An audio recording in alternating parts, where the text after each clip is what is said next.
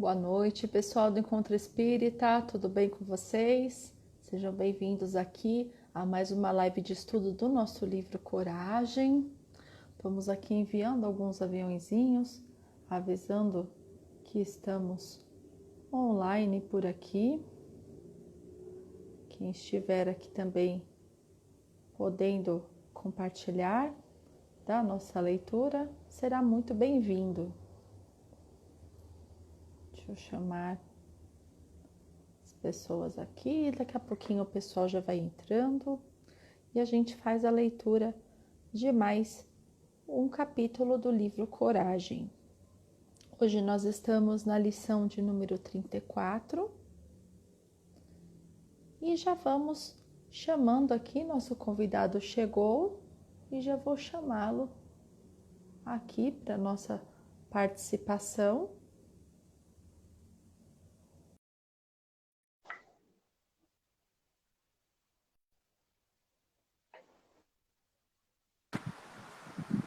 Olá, boa noite. Oi, Flávia, boa noite, tudo bem? Tudo bom? Já te chamei rapidinho para a gente já arrumando câmera, essas Né? coisas, né? Dá uma ajustada aqui que a Aí o gente pessoal vai prepara de um entrando. jeito. A gente sempre prepara de um É, jeito e porque depois tem que ficar arrumando, né? porque quando a gente está em um só, a câmera fica de um jeito. É quando Pois divide é, a tela já muda, né? Completamente. exatamente. Deixa eu dando boas-vindas pessoal que for entrando aí, entrando já pelo perfil do Rafa, né? Ou entrando por aqui também. Sejam todos bem-vindos, boa noite. Compartilhe essa live para quem estiver aí disposto a ouvir uma lição desse livro Coragem, que é um livro muito bom.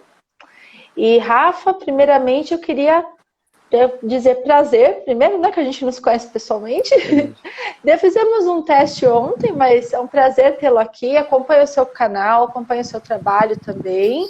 E ficamos muito felizes, toda a equipe do encontro, de você estar aqui com a gente hoje, tá bom? Então seja muito bem-vindo.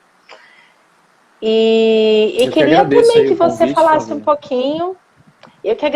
Eu agradeço e queria que você falasse um pouquinho dos seus trabalhos, dos seus projetos aí, para quem acompanha seu canal.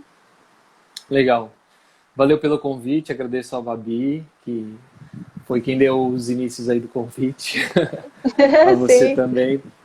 É muito bom, assim, de trocar essas figurinhas juntos nessas collabs aí de estudos é muito legal porque a gente acaba enriquecendo bastante o repertório um com o outro, né, com a troca de experiências, de ensinos, então acho muito gratificante. Bem, eu sou Rafael Ávila, do perfil Terceira Revelação, um canal no YouTube, um perfil no Instagram, tem alguns vídeos lá no YouTube também, e hoje a gente basicamente se dedica muito mais ao Instagram do que ao YouTube, porque não dá tempo de produzir os vídeos mais. Mas a gente tem o estudo do Evangelho segundo o Espiritismo, todo domingo à noite, a gente realiza lives dominicais e Uhum. durante a semana a gente faz postagens relacionadas ao tema, algumas coisas engraçadinhas, porque a gente também é um pouco zombeteiro, mas sempre com uma profundidade aí, com um ensinamento, e é muito bom estar aqui. É verdade, né? E o pessoal também na brincadeira, né? Numa coisa mais leve, parece que o aprendizado é mais fácil, né?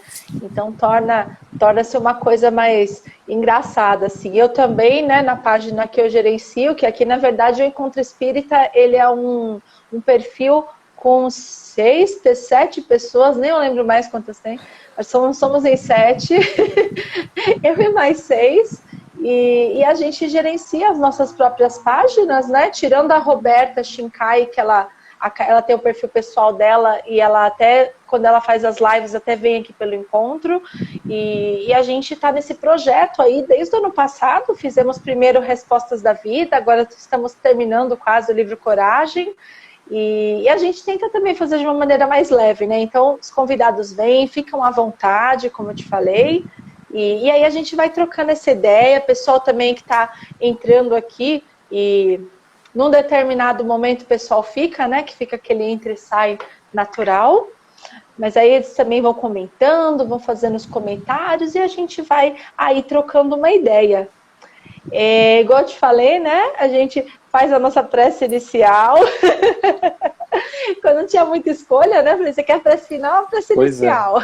Ainda tem opção, pô. Tá vendo só, né? Né? É um privilégio isso. Às vezes não tem essa opção. E a gente falou antes, eu podia muito bem falar, agora você começa com a prece inicial, né? Oh, como é que é, né? Daquele jeito, aquela fogueira, né? Oh, meu Deus, eu não tô aqui, cai a internet, começa Não, e a foi falhar. engraçado. Uma vez eu até fui fazer uma palestra no meu centro mesmo, eu fui fazer palestra e falaram para mim, eu ensaiando, super nervosa também, uma das primeiras que eu fiz. Aí falaram, então, no final, você já emenda na sua prece final. Nossa, mas eu tinha pensado o final de um jeito, né? Que a gente ensaia tudo bonitinho. Agora tem que encaixar a prece. Então, né, já deu aquele nervosismo ali. E faz parte.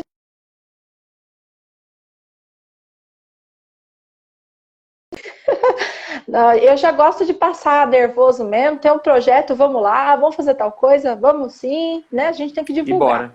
É isso aí.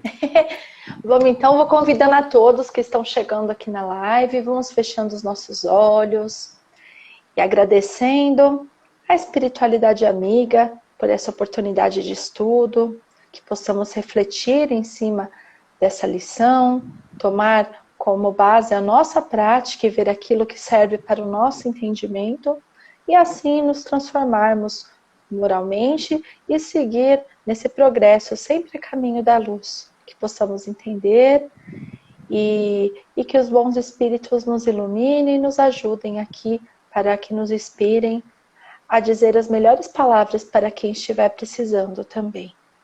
Que assim seja, graças a Deus e graças a Jesus. Assim seja. O pessoal tá entrando aqui, deixa eu dar um oi, deixa eu ver quem que tá aqui, aí fica mais fácil, que senão ver quem entra e sai. O Vitor tá pelo Coração de Luz, Neyton CBA, a Roberta pelo Centro Espírita Irmão Oscar, Matilde, Edna e Vivi, sejam bem-vindas. E aí, você tá com texto, como que você tá? Tô com tudo. Tá Tudo que você fácil quiser, aí? tá tudo na mão. Tô com cola, com tudo que você precisar. Aqui a gente vai trocando então uma ideia, né? Igual a gente estava falando no começo, né? Esse texto ele começa com o imagine primeiro, né? Então imaginemos e aí tem toda uma historinha e por final tem a reflexão de Emmanuel. Então conversando aqui com o Rafa, antes a gente decidiu fazer a leitura completa, né? Embora ele seja um pouquinho longo. Mas eu acho que vale a pena para depois a gente refletir também, né? E você quer fazer a leitura toda, quer fazer metade, metade, quer que eu comece e você continua? Você que manda. Vixe, tanto faz, pra mim é diferente. Essa parte não foi combinada, né? Mas isso é Não, diferente pra mim. Mas eu posso ler, sem problema. pode Vou só, fazer a vou leitura só, então. vou só trazer ele aqui para mais perto de mim, para não ficar tão de lado. Então, Uhum. vamos lá. Então, o capítulo é o 34, no domínio das provas, do livro Coragem. E a mensagem diz o seguinte: imaginemos um pai que, a pretexto de amor, decidisse furtar um filho querido de toda a relação com os reveses do mundo. Semelhante rebento de tal devoção afetiva seria mantido em sistema de exceção.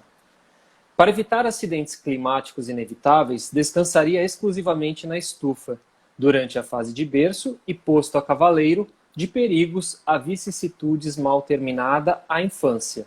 Encerrar-se-ia numa cidadela inexpugnável,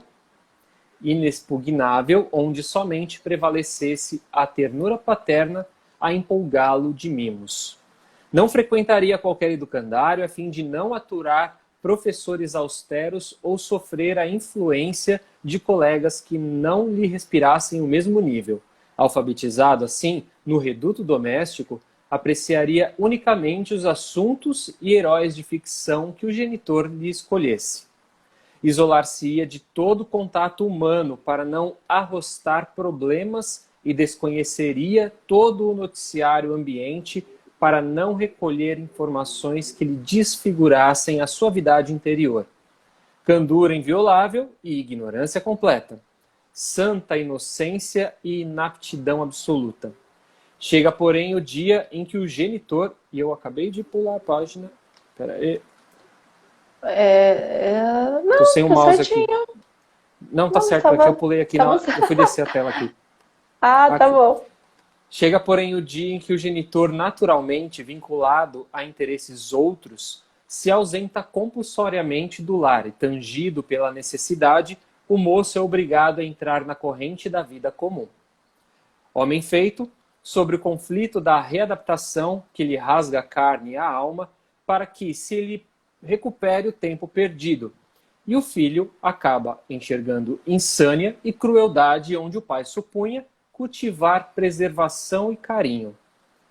A imagem ilustra claramente a necessidade da encarnação e da reencarnação dos espíritos no mundo, inumeráveis da imensidade cósmica, de maneira a que se lhe apurem as qualidades e se lhe institua a responsabilidade na consciência. Dificuldades e lutas semelham materiais didáticos na escola ou andaimes na construção. Amealhada a cultura ou levantado o edifício, desaparecem uns e outros. Abençoemos, pois, as disciplinas e as provas com que a infinita sabedoria nos acrisolam as forças, enrijando-nos o caráter. Ingenuidade é predicado encantador na personalidade, mas se o trabalho não a transfigura em tesouro de experiência, laboriosamente adquirido, não passará de flor preciosa a confundir-se no pó da terra ao primeiro golpe de vento. Mensagem de Emmanuel. Deixa eu até Então, escrever aqui embaixo, que geralmente eu coloco aqui o nome, mas pode ir falando. o que você acabou trazendo no começo, né? O primeiro parágrafo, ele acaba trazendo uma reflexão acerca de uma história, né? De um pai que coloca, de um pai que cria, né? A sua cria dentro do que hoje a gente chamaria de uma bolha. Uma bolha. Eu me Né? Dentro... identifiquei, né? Porque a gente que tem filho, assim, né? Pequeno, você também tem uma filha, né? Pequena, já vi ela aparecendo um pouquinho assim nas lives, assim, no cantinho. Eu nunca vi ela fazendo, porque o meu já é mais É, cara de pau, né? Ele já a minha entra, não. fala. A minha não. A minha é mais tímida, eu tenho que motivá-la. Criar Não, situações para. o meu faz evangelho, né? A gente faz de Ai, final que de semana, sensacional. abre live. A sua tem quantos anos? A minha tem 6. Você é meu também, Então são da 6 mesma anos idade. também. 6 aninhos. Mas assim, E se eu criar a situação, ela perde a vergonha. Mas se eu falar, vem cá agora, não vem. Ah, não vem. ele gostava no começo que ele viu os números crescendo. Aí ele olhava assim e falava, nossa, tá entrando, aí tá saindo. Aí ele falava assim, começava a live, dava os 5 minutos. E eu só vou começar quando tiver 6 pessoas. Aí ele ficou olhando assim. Aí minha mãe tava com meu pai em casa, eles assistindo, em vez de eles virem no celular só, ele entrava com o dele também, sabe? Só pra fazer número. Aí ele, não, agora eu vou começar. Aí ele queria, depois ele foi na fase que queria acenar pra todo mundo. E aí vai indo, né? E a gente fica pensando, né, nessa situação que a gente vive hoje, acho que de tudo que a gente passa, e como às vezes dá vontade mesmo de colocar numa bolha, né? Na verdade, se a gente for analisar isso ao longo da história, as pessoas, elas muitas vezes os pais acabam criando, né, a criança dentro dessa bolha. E isso não é uma novidade agora. A gente pensa agora porque o mundo é de um jeito e nós enxergamos ele desse jeito e nós queremos a proteção das crianças, né, dos nossos filhos. Então a gente enxerga dessa questão da bolha. Mas em toda a história sempre teve essa questão da superproteção do pai com o filho, né? Alguns pais mais com os filhos do que com outros, mas é uma coisa que não é nova. Não estamos esperando pela primeira vez. Então, nós mesmos fomos colocados em bolhas em algum momento. E essa história relata exatamente esse caso, né, de um pai que isola o seu filho de todas as coisas, de todas as informações, de como é o mundo, de como é a vida, de tudo, trazendo, né, ensinando ele da forma como que ele acha que deve ser, e só que num determinado momento a borboleta sai do casulo, e aí ela vai se deparar com um mundo cruel, um mundo difícil, um mundo onde nem tudo são flores, que é justamente o que a passagem acaba trazendo desse descobrimento, né, do ser. Quer falar alguma coisa? Eu queria começar uma outra correlação depois. Não, fica à vontade. Não, eu concordo com você. Geralmente na fase das crianças, essa borboleta fora do casulo é a adolescência, né? E que aí começa o que estava tudo para ser feito para proteger, de repente se torna tudo errado, né, na visão do jovem. É um conflito, acho que todos nós passamos em algum momento, né, de não sermos compreendidos. E pode continuar na sua reflexão, que eu não quero. Eu sempre deixo a pessoa falar, que às vezes vai que eu falo alguma coisa que você está aí construindo, né? Aí eu acabo com a sua parte. Pode falar. Mas hoje eu construí um negócio diferente. Eu tenho certeza que você não vai entrar. Aliás, eu devia ter te preparado para o que eu ia trazer para não ter esse problema. Mas o tema fala exatamente sobre o domínio dessas provas, dessas dificuldades, né? Como que nós, como seres humanos, depois que absorvemos uma coisa, enxergamos a realidade como uma outra, que nos aflige, que nos traz angústia, que nos traz sofrimento, e como que a gente lida com isso, né? Como que esse sofrimento ele é absorvido e transformado em outras virtudes. E aí eu acabei criando uma outra construção, não ligada só exatamente à questão das provas, desse isolamento em relação às provas, mas justamente no nosso despertar dentro do espiritismo, né? Dentro da realidade que a doutrina espírita acaba nos ensinando. Porque muita gente acaba entrando no espiritismo depois de uma certa idade, né? Eu não sei se é o seu caso, Flávio. Sim, é o meu caso. Não é o meu caso, mas a gente convive com muitas pessoas que acabam entrando na doutrina depois. Sim. E eu acabei fazendo essa correlação também, porque parece que a vida é de um jeito e a hora que você encontra o espiritismo te revela uma nova vida, uma nova forma de enxergar a vida, acho que é a expressão correta. E o espiritismo tem essa bênção, né? Mas para a gente poder chegar em como que eu vou dominar essas provas, eu preciso primeiro entender qual o contexto todo, o que esse espiritismo me traz, para eu ter essa compreensão. Porque o domínio da prova é um trabalho de autoconhecimento, é um trabalho de reflexão diário, né? Um trabalho de reforma moral diária. Então não é simplesmente o estalar do dedo e ela vai começar a acontecer, ela é todo um processo. Mas para isso é importante também a gente entender os princípios básicos que o Espiritismo acaba nos trazendo e que eles acabam nos auxiliando para que a gente chegue nesse ponto de nos cuidar, de enxergar e falar assim, não, peraí, isso que eu estou fazendo não é legal. Como que eu faço? Eu já tenho ali as ferramentas. Como que eu trabalho isso? Por que isso está acontecendo comigo? Então eu queria fazer uma comparação trazendo todas essas bases que o Espiritismo acaba nos trazendo, né? Então, primeira coisa, quando a gente não é espírita e começa a conhecer, começa a se iniciar na doutrina, a gente vai acabar vendo que a primeira coisa que impacta a gente é essa comunicação que a gente pode ter com os espíritos. Então, peraí, mas dá para se comunicar com os espíritos? Como assim? Tem livro que fala sobre isso? Isso não é magia negra, não é proibido, né? O pastor ou o padre falou que não pode conversar com os espíritos, que é pecado, tem todo um desse. Mas a gente começa a enxergar que essas conversas não são uma conversa qualquer, não é uma manifestação qualquer, né? Então a primeira coisa que a gente começa a perceber é que o Espiritismo nos traz é que existe essa comunicação através do que a gente chama mediunidade. Então a gente acaba descobrindo duas coisas. A gente descobre que tem comunicação com os espíritos e que essa comunicação acontece através de um negócio que nós, espíritas, chamamos de mediunidade. Cada religião trata isso de um jeito diferente, mas todas elas acabam tendo essa correlação de comunicação.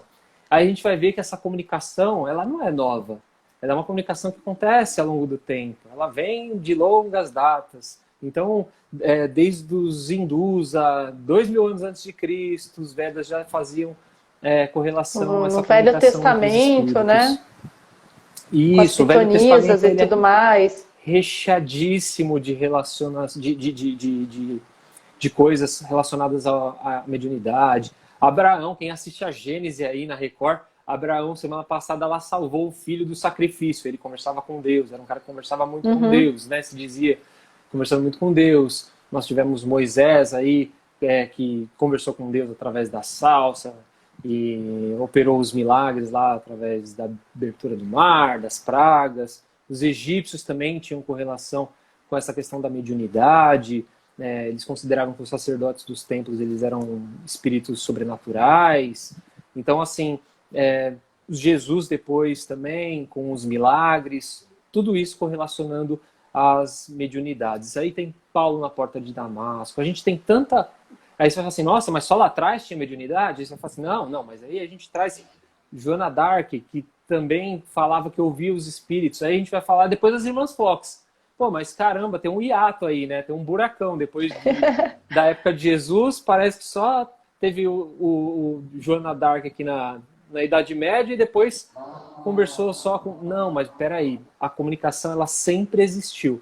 A questão é que os relatos nem sempre eram possíveis. Então, se a gente pegar o exemplo da Joana d'Arc, ela se expôs uma coisa que era considerado para a igreja na época tudo bruxaria. Então, vamos botar ela lá no fogo. Isso é proibido, isso não pode conversar com os espíritos. Então, as pessoas que tinham a mediunidade, determinado tipo de mediunidade, elas ficavam isoladas. Olha a aprovação de todas essas criaturas para a manifestação de uma coisa natural, muitas vezes natural, e na maioria delas, se não todas, não sabiam lidar com isso, não sabiam que poderia ser isso, e se manifestassem, se falassem isso, poderiam ser executadas ou colocadas numa situação bastante constrangedora e delicada. Então, salvo exceções, como eu falei, poucos podiam dizer que se manifestavam.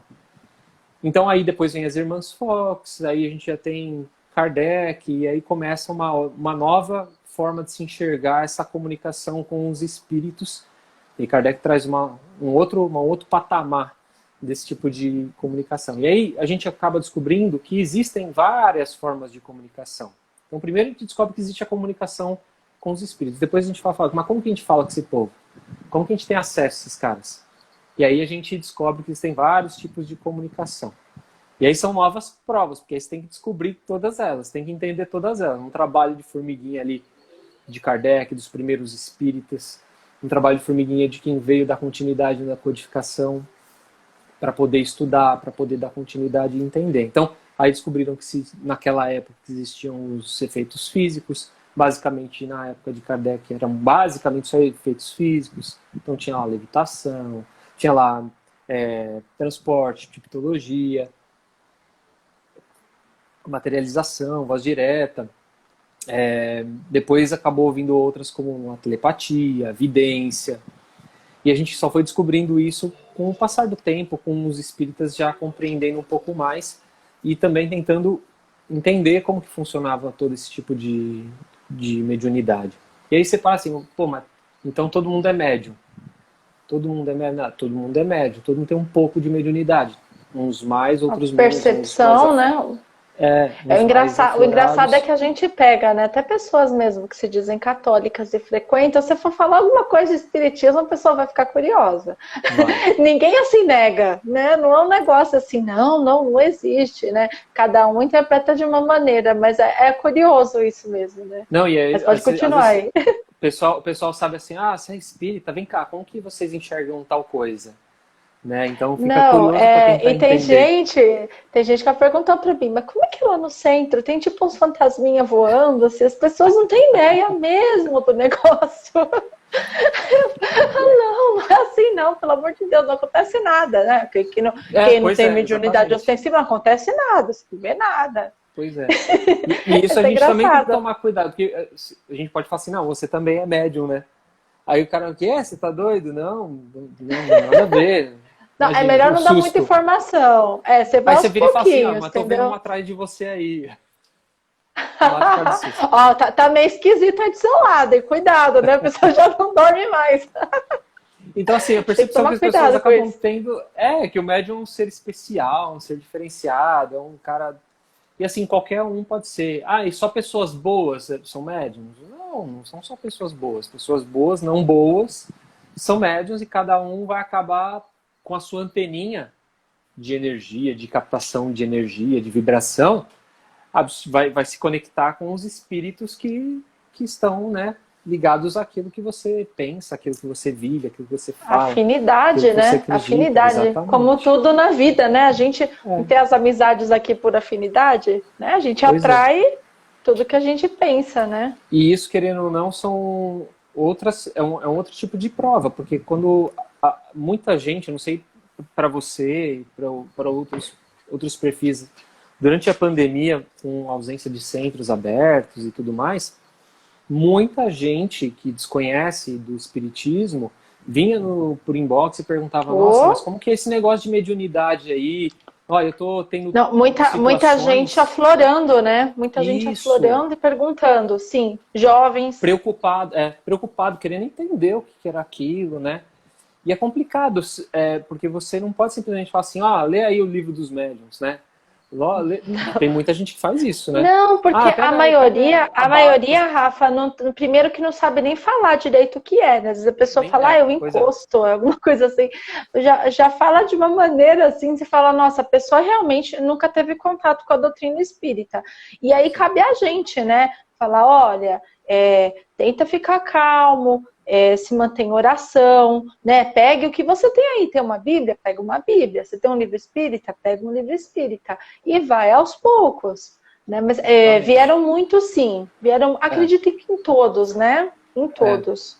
E aí, tipo, olha como que a gente tem esse controle disso. Então, imagina, as pessoas viviam numa bolha de não saber o que é isso e, de repente, começa a acontecer alguns efeitos naturais com elas e elas não compreendem, alguém deve falar para elas, isso é mediunidade, procura ajuda, né? O máximo que a pessoa que desconhece vai fazer. Ou aquele atendimento fraterno no centro que a pessoa te recomenda meia dúzia de livros já. Ó, o Neyton está trazendo para a gente aqui, ó. Poderíamos dizer que os médiums sérios têm consciência de que o telefone toca de lá para cá? Então, essa questão de seriedade dos médios é uma coisa complicada, não é? Que todo mundo é falho. O Neyton, é isso?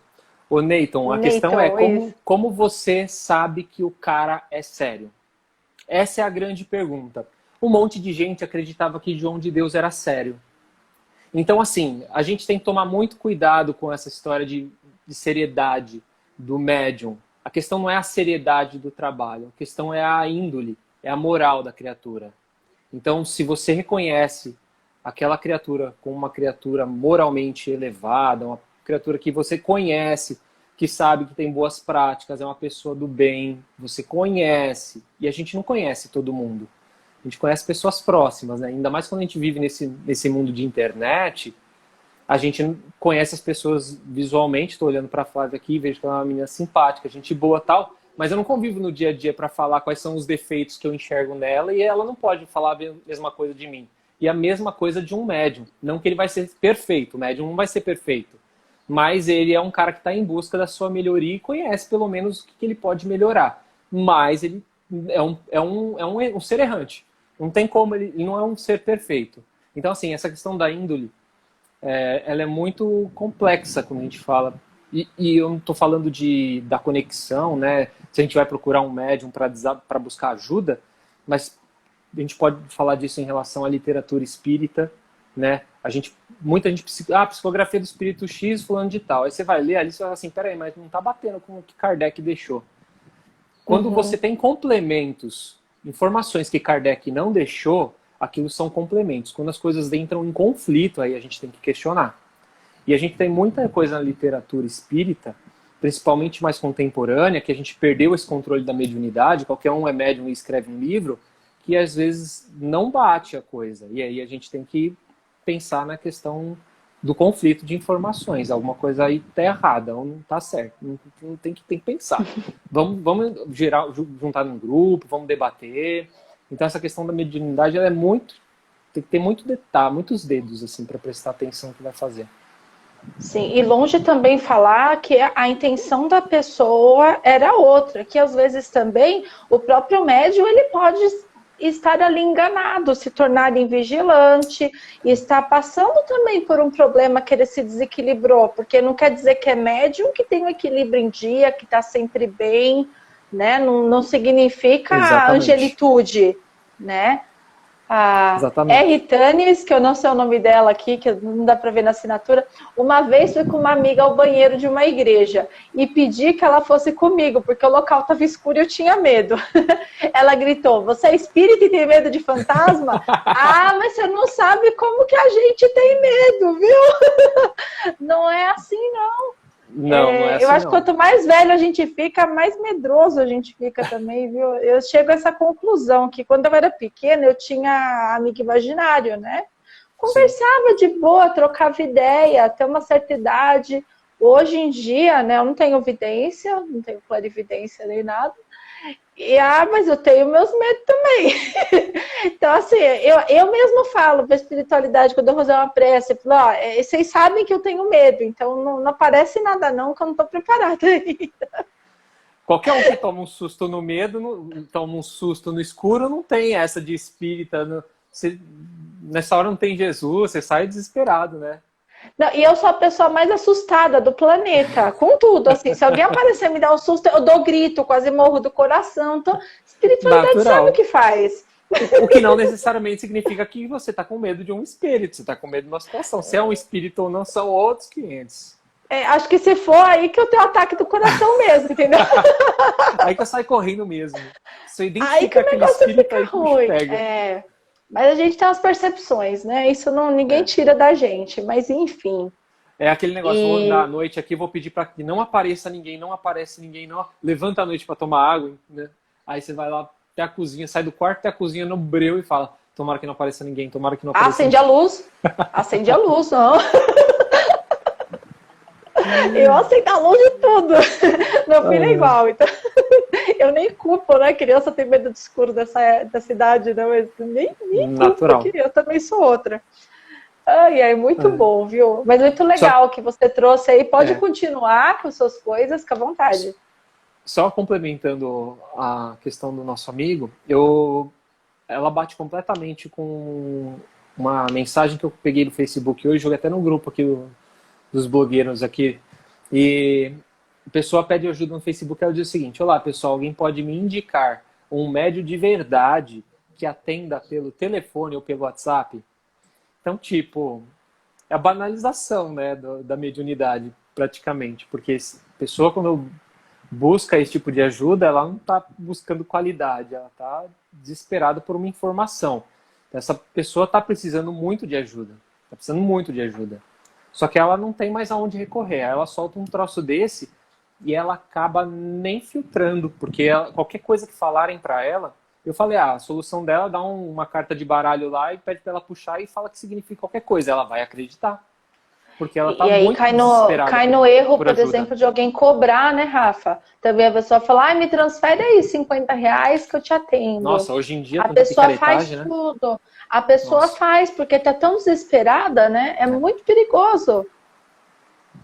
Né? A Babi está contando aqui, a Babi, já vi essa história da Babi. Ela estava uma vez ali, ela viu o espírito na rua, uma moça deitada, e ela saiu correndo.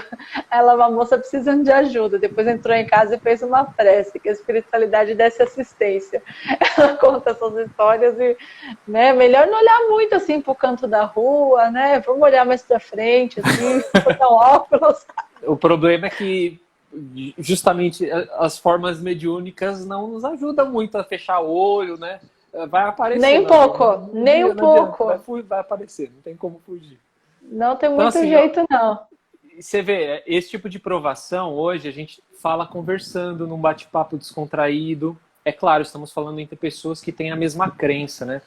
Esse tipo de conversa não vai acontecer entre dois católicos, entre dois evangélicos, porque a realidade, a crença deles é outra. A percepção, como você disse, dessas criaturas é diferente.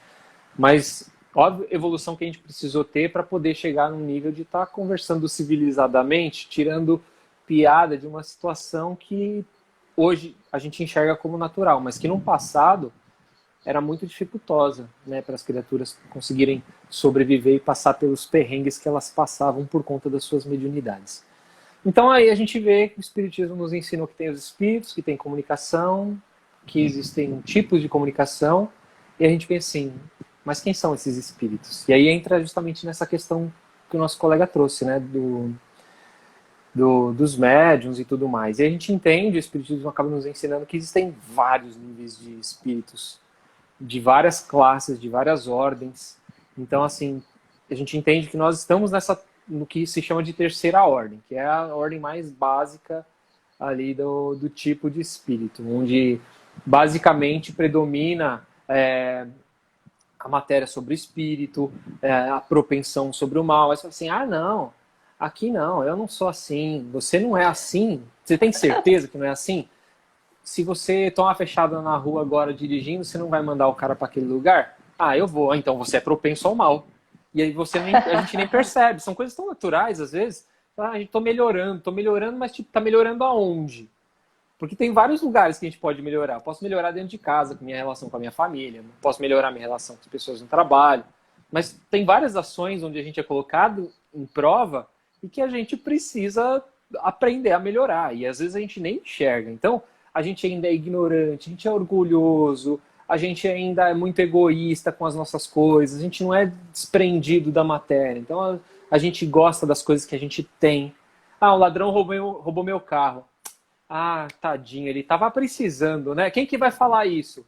A hora que eu falo isso, eu sou um ser iluminado, mas até falar isso, não, eu vou xingar o cara até a última geração, vou ficar preocupado com as coisas que tinha no carro, ele levou, eu vou ficar preocupado que eu vou ficar sem carro, e será que o carro vai ser achado? Se for achado, em que condições que ele vai estar? E eu vou ter que arrumar ele. Olha quanta coisa que a gente fica na nossa cabeça e a gente acaba esquecendo de viver. A gente tem que ser passional com tudo? Não, a gente tem que ser passional, tem que entender. E aí o Espiritismo acaba nos ajudando muito com isso, que a gente está aqui para vivenciar determinadas situações, de que nada disso é nosso, e de que a gente tem que aprender com essas dificuldades que aparecem. Então a gente tem que ter os domínios da prova. A gente tem que compreender como que isso vai acontecer, vai de cada um, vai do tempo de cada um. Então não é da noite para o dia, como eu falei no começo. E aí a gente entende que a gente tem muito ainda a evoluir, tem muito ainda, um processo de evolução nosso como espírito ainda é longo, principalmente para sair dessa terceira classe como espírito. Que tem vários graus, é claro que existem uns piores do que nós, e uns melhores do que nós, mas a gente está em busca da nossa evolução, né?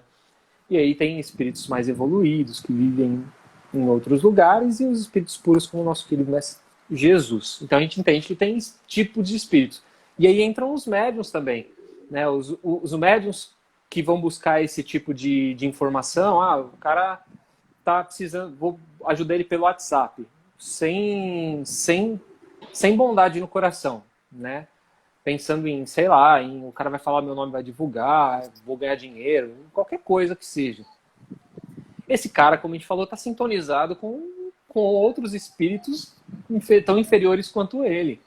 Então, assim, a possibilidade de você ter uma qualidade nessa mensagem, nessa informação mediúnica é muito baixa. Aí você fala assim, quer dizer que eu só consigo fazer isso no centro espírita? Não necessariamente. Pode ser que você consiga pessoas... Chico não atendia no centro espírita, ele atendia na casa dele. Então, não necessariamente, né? Se o Chico tivesse na televisão dando uma entrevista, ele não estava na casa dele. E às vezes ele recebia, não estava no centro, mas às vezes ele recebia uma mensagem mediúnica que passava. Então, assim, é da qualidade do médium, né? É de como é o médium, a sua moral mesmo. Quer dar uma lida nas mensagens? É verdade. É que a mensagem vai chegar, né? Vai ter uma mensagem. Se a gente sabe se vai ser o que é correto, ou se de repente também é um espírito um pouco mais brincalhão, né? Querendo pregar uma peça, querendo, né? Fazer com que o médium se envaideça, né? Sim. Não, e mesmo que às vezes eu seja um cara muito bom, tal, não sei o quê, mas eu não tive um dia muito bom, ou horas antes tive um momento que me atordoou e já saí daquela sintonia boa. Então, qualquer coisa que eu receber, ela é suspeita. É verdade, ó, o Vitor até tá falando aqui, se assustou a primeira vez que aconteceu, mas acostumou. Eles não gostam de me deixar dormir às vezes, ficam querendo me dar susto a noite toda. Já vi deitado ao meu lado na cama. E aí eu lembrei hoje de um videozinho que o Thiago Brito fez, que ele estava dentro do carro e ele pergunta para quem que a gente está dando carona afinal, né? Que pensamentos que a gente teve o dia todo, o que que a gente está atraindo aí do nosso lado. Então, Vitor, Genial. é sempre, a gente tem que atentar sempre aos nossos pensamentos e o que a gente passou no dia também, porque se chegaram e vieram também dar susto ali, tentaram conseguir essa conexão, é porque também estão sendo atraídos de uma maneira. Então é um ponto de atenção, né? Concorda? Plenamente, né? A gente dá essa abertura, a gente atrai, né? A gente fala assim, é só rezar. Não é só rezar. Rezar faz parte. A gente tem que fazer a nossa parte primeiro, né? Que é vigiar nossos pensamentos, as nossas ações, principalmente se a gente tem, que nem ele está falando que ter o costume, ele se acostumou, é porque isso acontece frequentemente. Então, que você consiga ter um pouco mais de controle nos seus pensamentos, nas suas ações, antes de dormir, né? O que você faz antes de dormir, na prece mesmo, que é importante você realizar também, porque é o máximo que a gente consegue fazer. E se isso persiste, é porque essas criaturas precisam de uma ajuda. Se isso persiste, essas criaturas precisam de ajuda e você pode ajudá-las. E aí cabe a você entender como que você pode auxiliar elas. Ou doutriná-las, né? Ou catequizá-las, e fazê-las enxergarem a luz, como diria o outro. Aí você decide... você tem que ter essa compreensão, né? Esse entendimento de como você pode agir. Verdade, a gente tem que estar em equilíbrio, né? Acima de tudo, para conseguir ajudar também. Se não, a Babi falando que ultimamente está sentindo o espírito saindo do corpo por desdobramento, bem interessante. Eu acho que ela está bem cansada também ultimamente, viu, Babi? Fica meio lá, meio cá. Fica lá meio cá, cuidado aí. Vai ver aqui de vez, não, você demora para voltar. Depois tem um monte de live para fazer.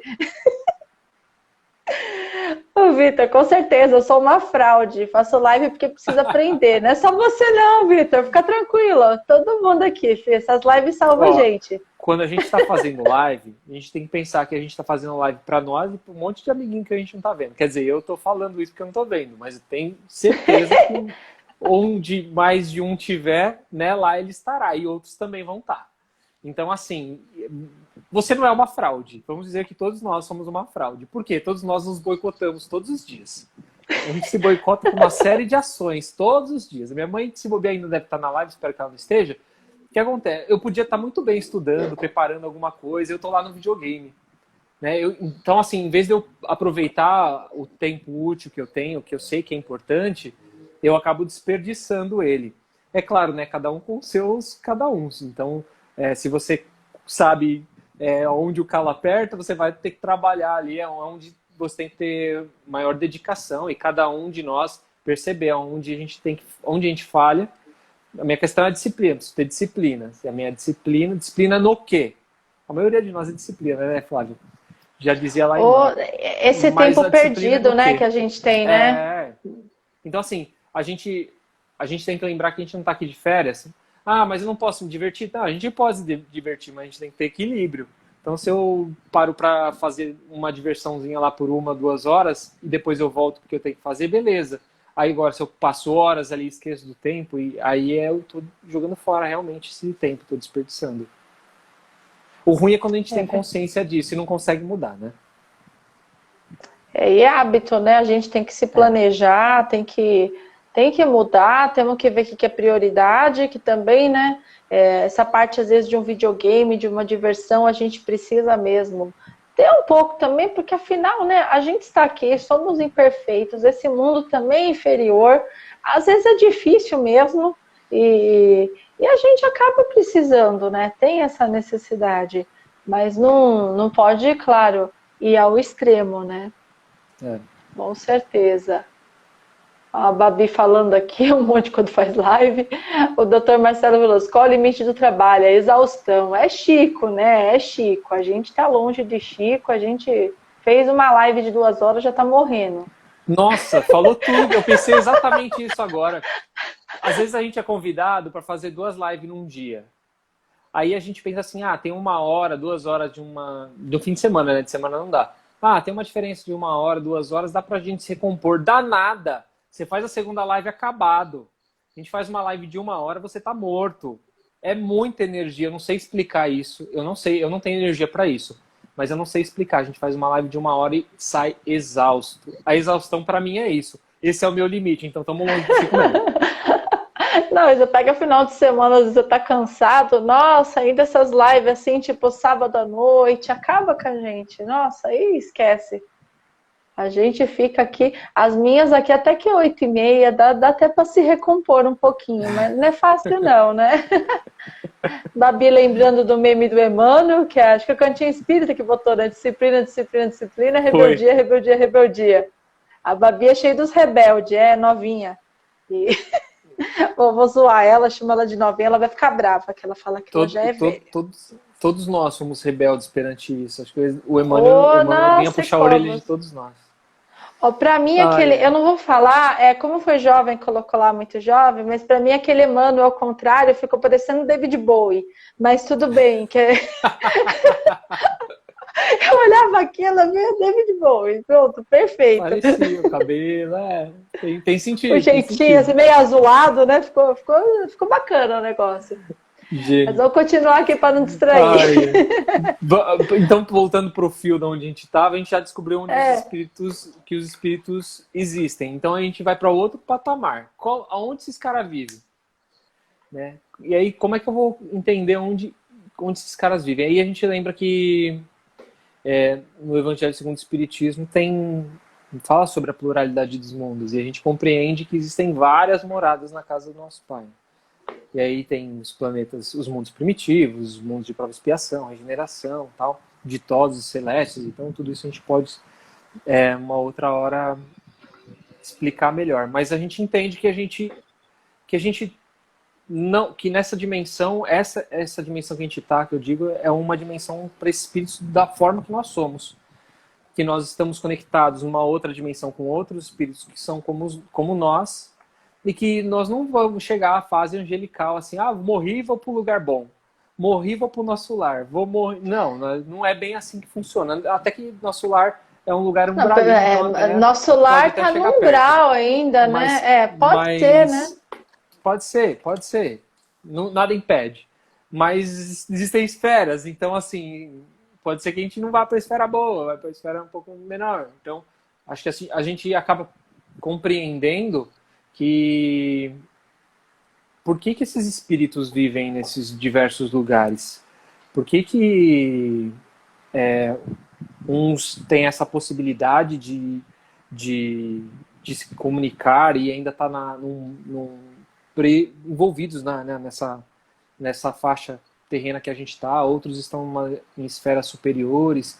Qual o merecimento que esses espíritos têm? O que aconteceu ali? Como que existe essa comunicação? Que essa comunicação entre os espíritos não acontece simplesmente, vou me comunicar com o espírito, deixa eu ligar o telefone aqui, como a frase diz, né? Toca de lá para cá, mas toca de lá para cá o merecimento de cada um de nós, né? Tanto daquela criatura que está lá do outro lado, quanto a nossa. Então, tem vários fatores que envolvem essa conexão nossa com esses espíritos. E ela vai acontecer, ela pode acontecer, mas não sempre do jeito, e não é do jeito que a gente gostaria que fosse, senão seria muito simples, né?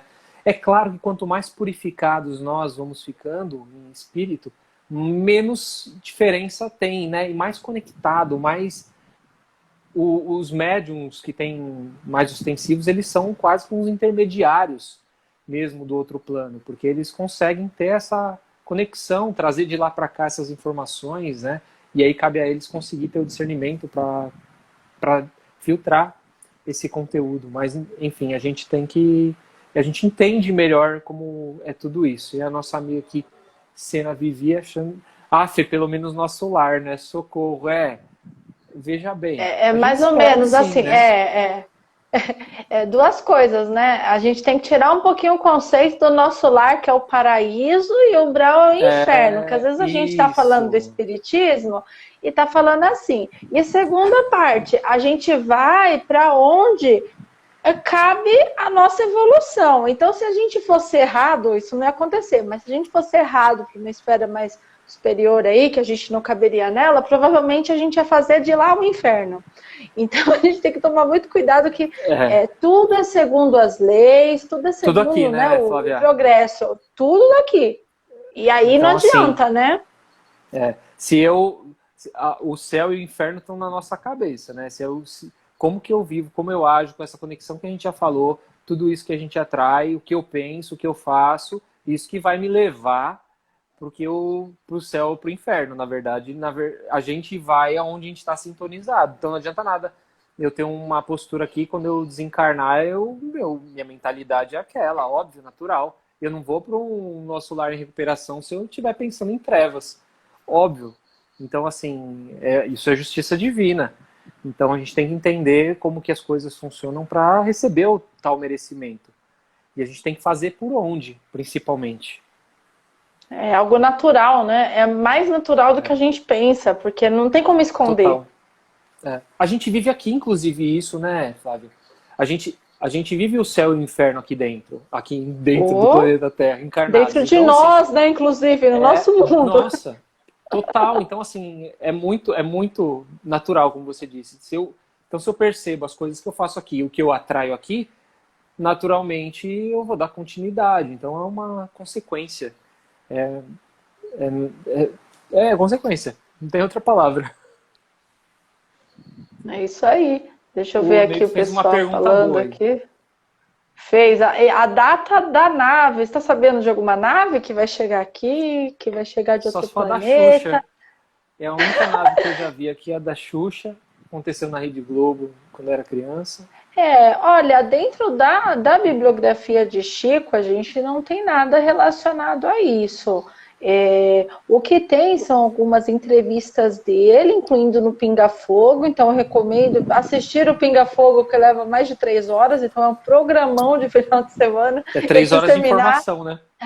Não, pura, né? Ele fala algumas informações sobre a evolução do planeta. Agora, a data correta, Neyton, tudo é muito complicado, porque na verdade as nossas ações aqui dentro da nossa encarnação já depende das nossas escolhas. Então não dá para a gente colocar, por exemplo, a Flávia vem aqui e fala que na missão dela é ter 3 filhos. E os 3 vão ser médiuns. Vamos imaginar que vieram para trabalhar na doutrina.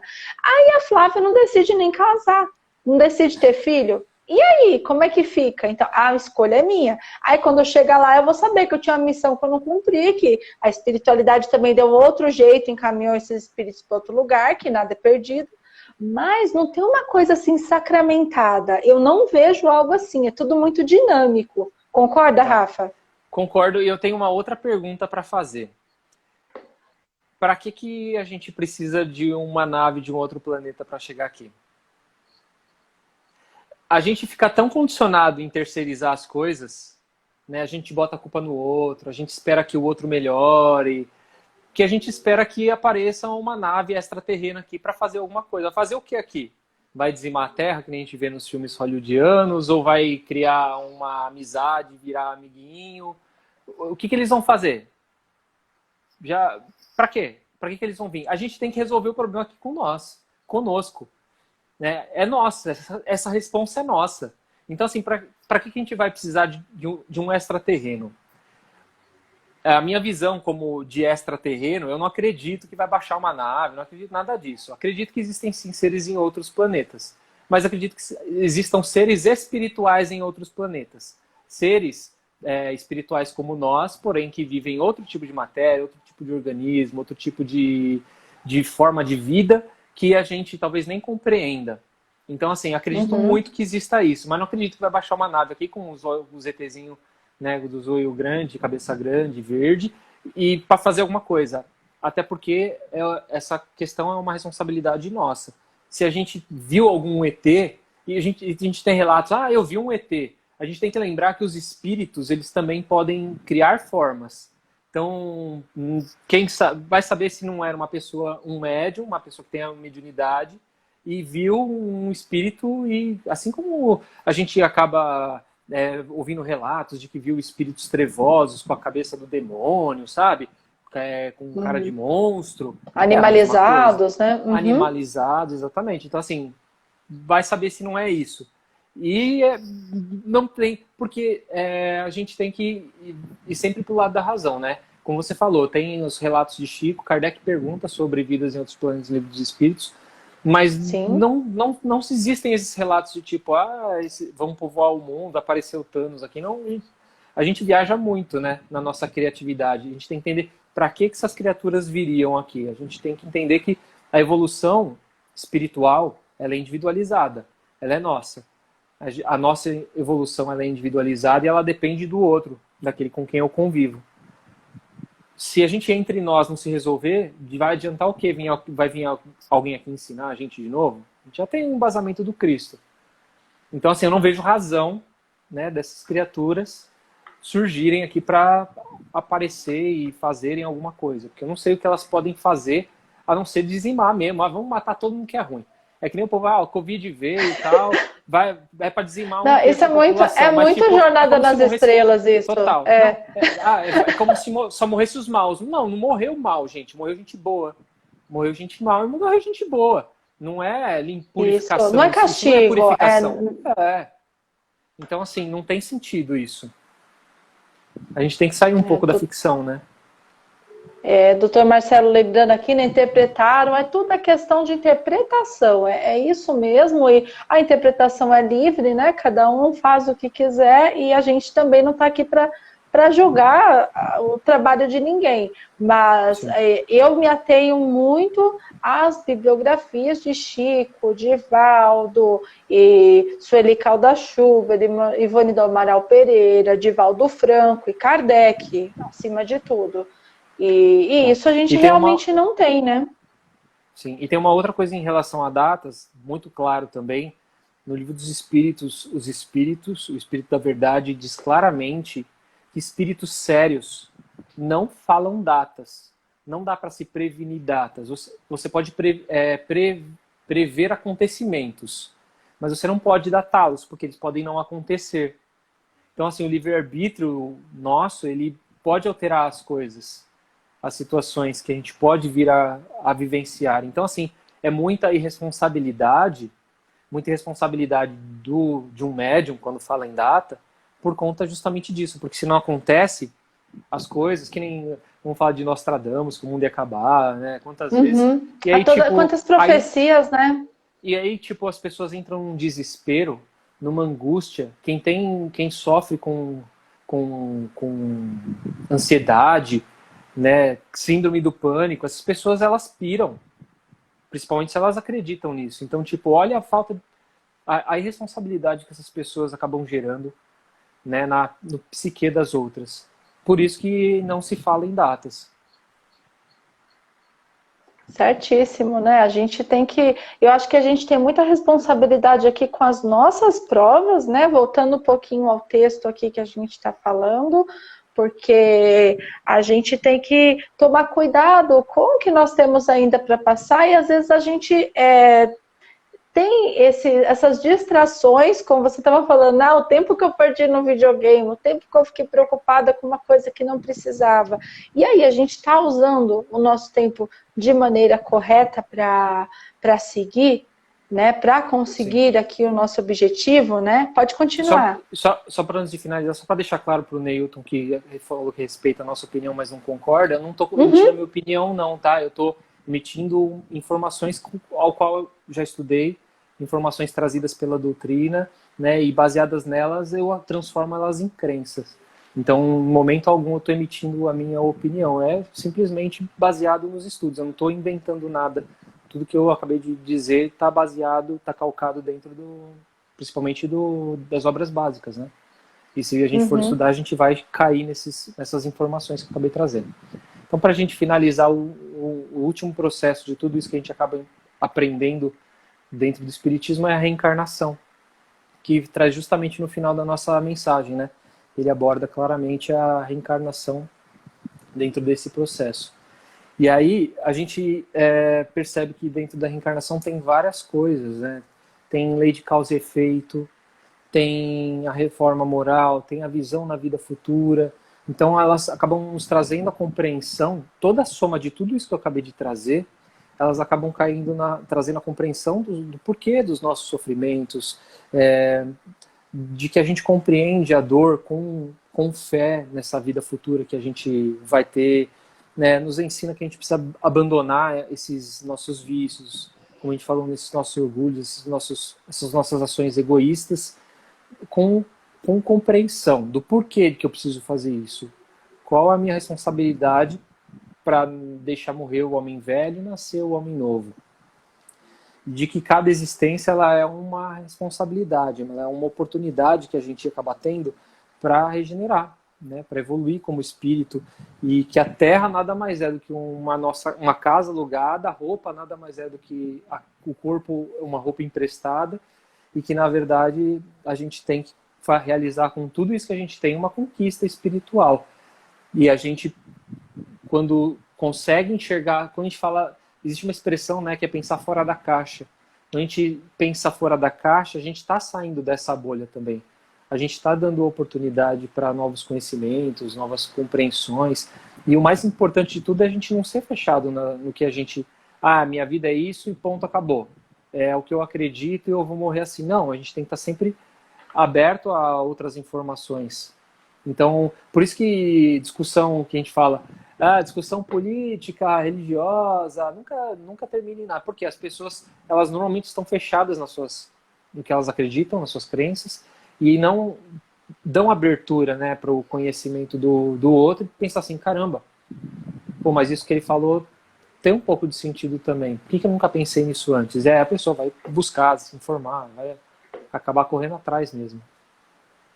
A gente por si só já vive uma bolha, né? Se a gente pensar, por exemplo, né? Eu sempre penso no meu filho, quando a gente fala, né? Eu trabalho no centro, a gente faz trabalho voluntário, fazia com as crianças assistidas antes da pandemia, e elas viviam numa sociedade, numa estrutura familiar completamente diferente do que o meu filho está acostumado. Então, você perguntava para as crianças, né, Dia dos Pais a gente não podia fazer, porque a maioria dos pais, se não estavam, né, já desencarnados, estavam na cadeia, eram poucos que tinham ali o pai presente.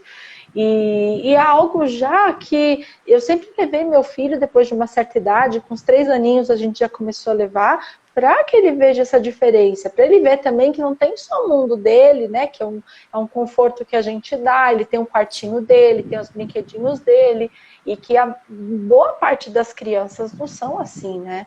E a gente vive nessas bolhas. E faz parte a gente tentar, né, compartilhar isso, né? Tentar sair um pouco disso. E aí, voltando para aquela questão que você trouxe no começo, né, da criação da bolha, né, com os nossos filhos e tudo mais, isso eu acho que é uma responsabilidade, uma virtude que talvez a gente tenha de ter a cabeça um pouco mais aberta e justamente pensar no nosso filho como uma criança a ser criada para viver para o mundo, né? E sem pensar, sem formatar ela, claro, a gente vai formatar as crianças com as questões morais, mas sem formatar, não, você tem que profissionalmente ser isso, você não pode colocar as nossas vontades, né? Não, você não pode namorar, você é menina, você não pode namorar menina. Porque eu não aprovo, sabe? Então, assim, existem determinadas... são as bolhas que... Então, assim, não, mas é engraçado, porque para eles é muito natural isso. Super natural. Até um dia desses, meu filho tava falando sobre isso, e ele falou, mas cada um namora aquilo que ama. Se ama menino, namora menino. Eu gosto de menina. Ele falou, eu acho menina bonita, mas se também tem outro menino, o menino pode namorar, não tem problema. E sabe, de uma maneira tão simples, e a gente ainda, né, muitas vezes tropeçando para conseguir explicar alguma coisa. Sim. Mas a gente tem mais dificuldade do que eles, a naturalidade deles é maior, né? A gente quer sair dessa... Porque a gente está nesse processo mesmo de desconstrução, né? Eles não, eles já vêm desconstruído e a gente acaba construindo neles as coisas. Isso para todas as crianças. Então, tipo, a gente acaba... Olha a responsabilidade que a gente acaba tendo. Então, que a gente consiga...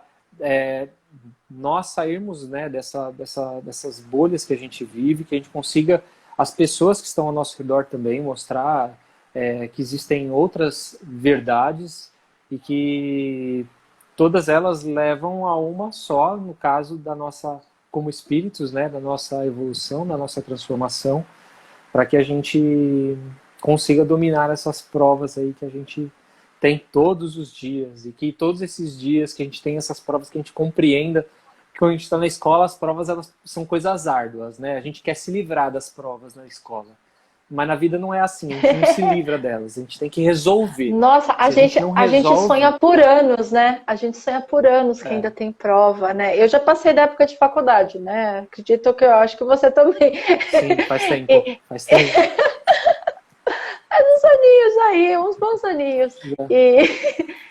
E eu lembrava que por anos eu ficava sonhando que tinha alguma matéria pendente, que tinha uma DP aí que eu tinha esquecido, alguma coisa assim. Gente, é um negócio que marca, né? Pois é, e a gente fica com isso para se livrar logo, né? Mal sabe o que vem depois. Piora, As né? provas da Porque é vida são muito as mais piores. As trabalho. provas da vida são muito piores do que as provas da escola. E aqueles da gente era feliz e não sabia, né?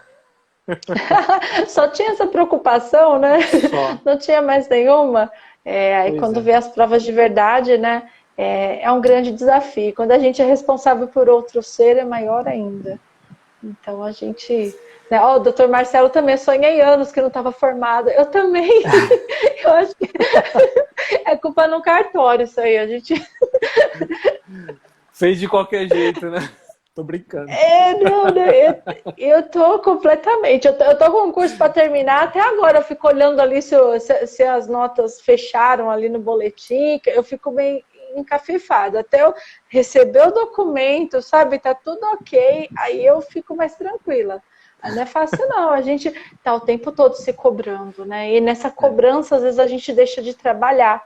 Porque a gente se cobra, fala, então eu tenho que ter um nível muito bom de conhecimento espírita para começar a divulgar. Eu tenho que, né? Eu não tenho hoje conhecimento para fazer nada. E aí a gente perde a oportunidade de trabalhar, né? Que foi o que aconteceu comigo, Exatamente. que eu já comecei, eu estudo ainda espiritismo, tudo, tô na escola aí, no meu centro, e já comecei também, porque quanto mais a gente faz live, quanto mais a gente troca ideia com as pessoas, mais a gente vai aprendendo, né? E raciocinando em cima. Às vezes a gente vem com uma ideia, vem seguindo pessoas que dizem uma coisa, e aí você começa a raciocinar em cima e tira a sua própria conclusão. E é isso que é legal, né? E a gente mesmo muda, né? Porque hoje a gente está falando disso, amanhã, se a gente for, daqui a um ano, vamos falar de novo sobre esse assunto, você vai ver que você tem coisas para agregar naquele conteúdo. E talvez você olhe e fale assim, nossa, eu falei isso, nossa, que besteira, né? Deixa eu tirar isso daqui e colocar essa outra coisa que hoje para mim tem muito mais sentido. Mas isso também vai muito do que a gente vive, né? Das experiências que a gente tem, dos estudos que a gente faz, das pessoas que a gente ouve, que a gente acompanha. Às vezes a gente quer cegamente acreditar em determinadas coisas. A gente não muda o nosso repertório. Isso é uma grande falha que a gente tem. Porque a gente precisa ter um leque de opções, justamente para ter esse filtro, para saber discernir o que é lógico, o que é racional, do que não faz muito sentido, né? É verdade, a Babi já tá me zoando aqui, Flávia Canosa não tá mais nervosa hoje, porque a primeira live que eu fiz, Rafa, eu falei assim, né, eu abri uma live assim no susto, que eu tinha acabado de fazer o canal, isso em outubro do ano passado, aí eu cheguei toda tímida, o Aloysio fala que eu tava parecendo uma menininha, que eu enganei ele, porque ele pega os jovens lá para incentivar, né, ele se deu mal É verdade, comigo, só trabalha com molecada, né? Você trabalha com a molecada, aí coitado, não viu que tem carinha de 9, mas tem 35? Se ferrou. Aí, aí eu falei, bom dia, boa tarde, sei lá o quê. Eu sou a Flávia Canosa e eu tô um pouquinho nervosa. Falei isso na minha primeira live. E já é meu lema aí que a Babi e ele já me perturbam o tempo todo. Que já é o primeiro, aí a gente fica um brincando com o outro, né? Mas a gente aprende muito. Nossa, são muitos aprendizados e é muito bom a gente ter essa troca. E eu agradeço, viu, de verdade, a sua participação aqui hoje. Já estamos passando aí de 1 hora, também não quero prender você. E queria deixar você livre para suas considerações finais e também para a prece. que está, né, convidado a fazer, Ah, convidado. que legal, eu agradeço o convite. Não, fico feliz aí por esse bate-papo, muito gostoso. A conversa foi muito gostosa. Agradeço aí a participação da galera. Quem quiser conversar aí no privado, fica à vontade. As portas estão abertas para a gente conversar. E é isso, acompanhem lá. Quem não me segue, que me siga. E quem me segue, que siga aí não só o perfil do Encontro Espírita, mas também da Amiga Espírita. A Flávia. E é Obrigada. isso, muito obrigado aí pelo convite, gente. Foi muito bom, gostei. Adoro lives assim. A gente que agradece. Não, tem que dar risada. Eu se eu não dou uma risada na live, esquece, não sou eu. A gente tem que, né, levar tudo de maneira leve, com tranquilidade mesmo. E assim que é muito bom, né? A gente vai aprendendo. Muito obrigada, viu, Rafa? Valeu, Flaviano. Obrigadão. Vamos então fazer a nossa prece aí para a gente encerrar. Bora. Pedir aí para que vocês fiquem numa posição confortável, fechem seus olhos. Que nesse momento a gente possa se conectar à espiritualidade presente, aos nossos mentores, agradecendo principalmente todo o suporte espiritual que dentro dos nossos perfis nós tivemos, dos nossos colegas que nos dão esse envolvimento para o trabalho nas redes sociais, os mentores do Encontro Espírita e de todos os colegas que estiveram acompanhando, participando, e dos amigos desencarnados que estiveram juntos, mesmo que nós por vezes não vemos, mas que puderam tirar algum aprendizado, algum conhecimento de tudo isso. E que nós possamos, gratos de coração ao Mestre Jesus e ao Pai, pedir que tenhamos uma noite abençoada e revigorados para mais um dia amanhã. E que assim seja. Muito obrigado, agradeço a presença também de todos que ficaram com a gente até o final. Babi, Vitor, Rosemary, Neyton, Dr. Marcelo, R. Tanes, Matilde, Costa, André Costa e a Ana Cláudia. Sigam então, né? Não esqueçam de seguir os dois perfis e fiquem à vontade para acompanhar nossos projetos também. Muito obrigada pela presença de vocês e até mais. A nossa próxima live é na segunda-feira,